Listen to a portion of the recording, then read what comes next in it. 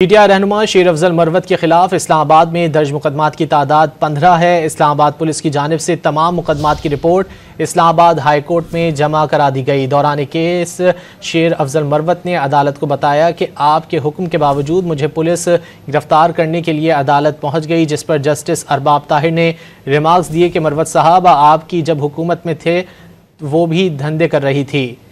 یہ P T I رہنما شیر افضل مروت کے خلاف اسلام آباد میں درج مقدمات کی تعداد 15 ہے۔ اسلام آباد پولیس کی جانب سے تمام مقدمات کی رپورٹ اسلام آباد ہائی کورٹ میں جمع کرا دی گئی ہے۔ پی ٹی آئی رہنما شیر افضل مروت کے خلاف اسلام آباد میں درج مقدمات کی تعداد 15 ہے۔ اسلام آباد پولیس کی جانب سے تمام مقدمات کی رپورٹ اسلام آباد ہائی کورٹ میں جمع کرا دی گئی۔ دوران کیس شیر افضل مروت نے عدالت کو بتایا کہ آپ کے حکم کے باوجود مجھے پولیس گرفتار کرنے کے لیے عدالت پہنچ گئی، جس پر جسٹس ارباب طاہر نے ریمارکس دیے کہ مروت صاحب آپ کی جب حکومت میں تھے وہ بھی دھندے کر رہی تھی۔